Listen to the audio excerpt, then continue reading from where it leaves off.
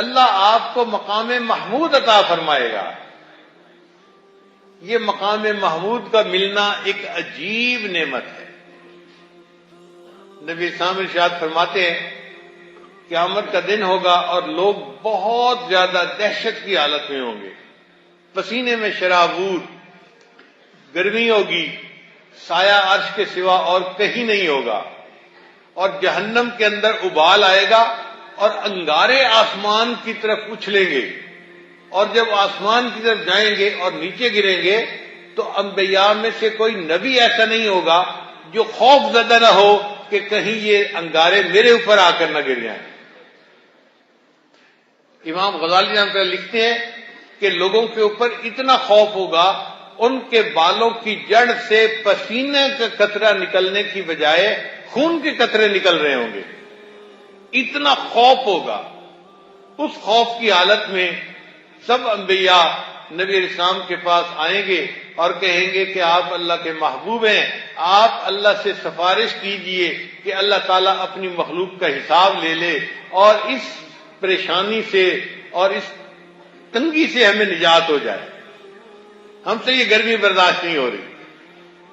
تو نبی علیہ السلام کو اللہ مقام محمود عطا فرمائے گا۔ اللہ کے محبوب صلی اللہ علیہ وسلم وہاں جائیں گے، ارشاد فرماتے ہیں میں وہاں جا کر سجدہ کروں گا اور میں سجدے میں اللہ کے سامنے رونا شروع کر دوں گا۔ جب میں سجدے میں اللہ کی ایسی حمد بیان کروں گا، نہ اس سے پہلے کسی نے ایسی حمد بیان کی،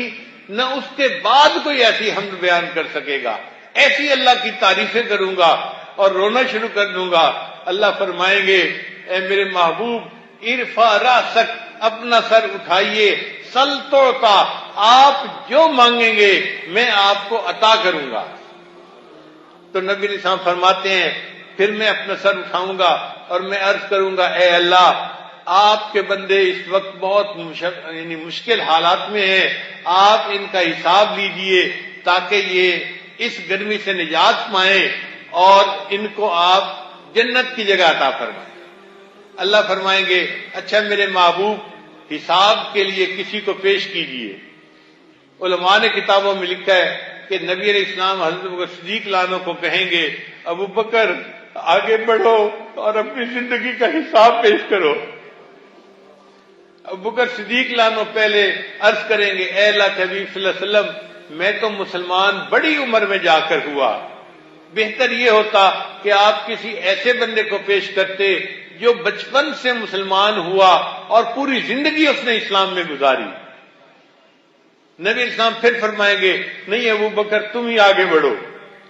جب نبی اسلام حکم فرمائیں گے تو ابو بکر صدیق لانو آگے بڑھیں گے اور ان پر بھی اللہ تعالیٰ کا خوف طاری ہوگا،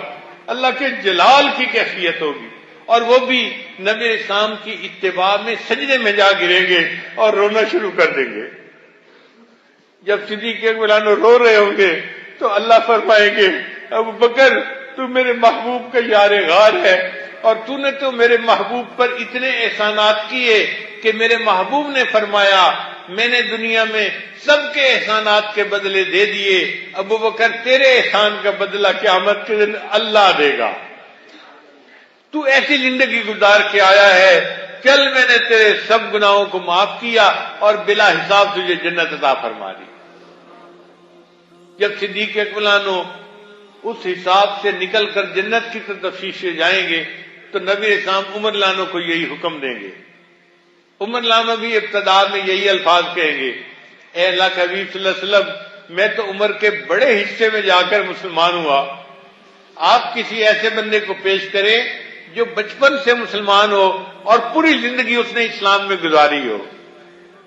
مگر نبی علیہ السلام فرمائیں گے نہیں عمر تم اپنا حساب پیش کرو، تو حضرت عمر لانو بھی آگے بڑھیں گے اور وہ بھی رونا شروع کر دیں گے۔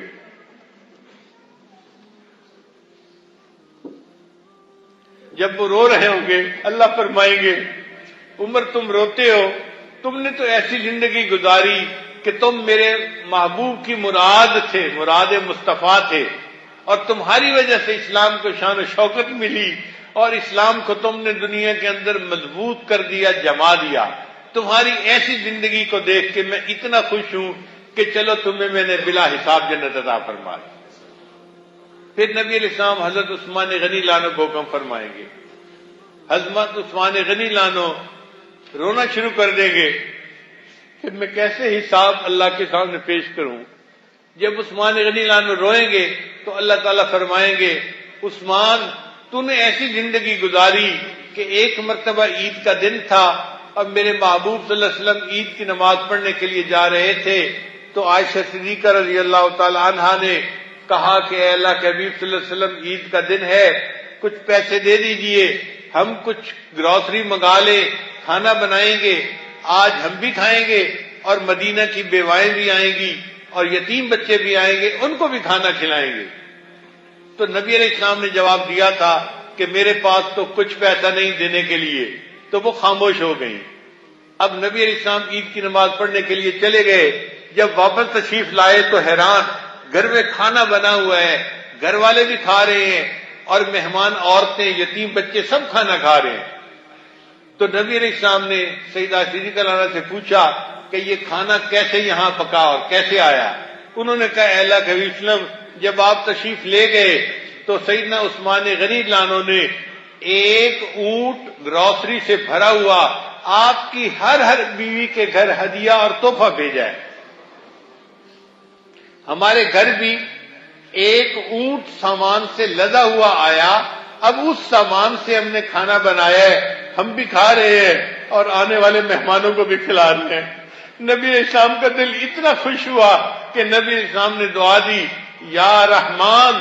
سہل الحساب علی عثمان، اے رحمان قیامت کے دن عثمان کے حساب کو آسان فرما دینا۔ اللہ فرمائیں گے میرے محبوب نے آپ کے بارے میں یہ دعا کی، چل میں نے آپ کے حساب کو آسان کیا اور آپ کو بلا حساب جنت عطا فرما دی۔ پھر سیدنا علی لانو اللہ کے سامنے پیش ہوں گے اور اللہ تعالیٰ ان کے نام مال کو دیکھ کے اتنے خوش ہوں گے، اتنے خوش ہوں گے، کتابوں میں لکھا ہے اللہ کا جلال اللہ کے جمال میں بدل جائے گا اور اللہ باقی ساری مخلوق کا حساب جلال کے ساتھ جمال کے ساتھ لیں گے، خوشی کے ساتھ لیں گے، نرمی کے ساتھ لیں گے۔ اور اللہ تعالیٰ اتنے خوش ہوں گے، اتنے خوش ہوں گے کہ نبی علیہ السلام کی امت کے بڑے بڑے گناہگاروں کی بھی بخشش فرما دیں گے۔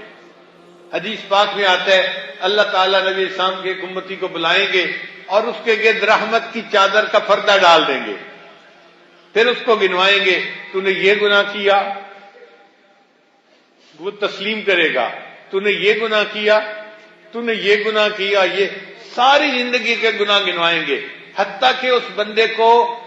یہ گمان ہونے لگے گا کہ آج میں جہنم میں بھیجا جاؤں گا۔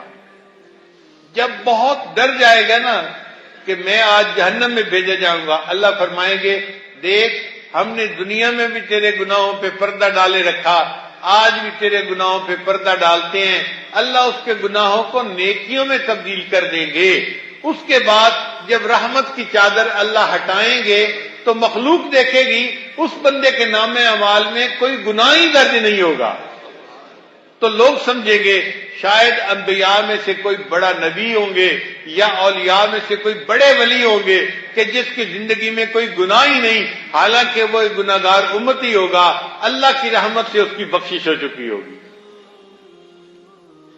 اور ایک حدیث پاک میں تو یہاں تک آتا ہے کہ اللہ تعالیٰ ایک امتی کو بلائیں گے، اس کے گرد رحمت کا پردہ ڈال دیں گے، یعنی مخلوق سے اوجھل کر دیں گے، اور پھر اس کو کہیں گے کہ تیرا یہ گناہ چھوٹے چھوٹے سب گناہ اس کو گنوائیں گے۔ اب وہ دل میں ڈر رہا ہوگا کہ میرے تو چھوٹے چھوٹے گناہ پیش ہو رہے ہیں، میرے گناہ تو بڑے بڑے ہیں، ان کا تذکرہ ہی نہیں ہو رہا۔ جب اللہ سارے چھوٹے چھوٹے گناہ اس کو گنوائیں گے تو تھوڑی دیر کے لیے اللہ تعالیٰ خاموش ہو جائیں گے۔ جب خاموش ہو جائیں گے نا تو وہ بندہ خود کہنے لگ جائے گا کہ یا اللہ آپ نے میرے سارے گناہ گنوا دیے۔ اللہ فرمائیں گے ہاں ہم نے گنوا بھی دیے اور ہم نے تیرے گناہوں کو نیکیوں میں بھی تبدیل کر دیا۔ تو وہ بندہ کہے گا اللہ ابھی تو میرے بہت سارے گناہ باقی ہیں، اور وہ خود اپنے بڑے بڑے گناہ گنوانا شروع کر دے گا۔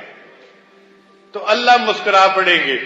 کہ پہلے چپ رہا اور جب پتہ چلا کہ گناہ نیکیوں میں تبدیل ہو گئے تو اب بڑے گناہ بھی گنوا رہا ہے۔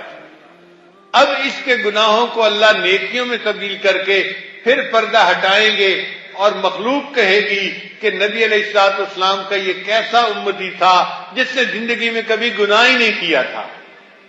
یوں اللہ تعالیٰ اپنے محبوب صلی اللہ علیہ وسلم کی امت کے ساتھ رحمت کا معاملہ فرمائیں گے اور قیامت کے دن ان کے گناہوں پہ پردے ڈال دیں گے۔ یہ امت کو نعمت کیوں ملے گی؟ نبی علیہ الصلوۃ والسلام کی صدقے ملے گی، ان کی شفاعت سے ملے گی۔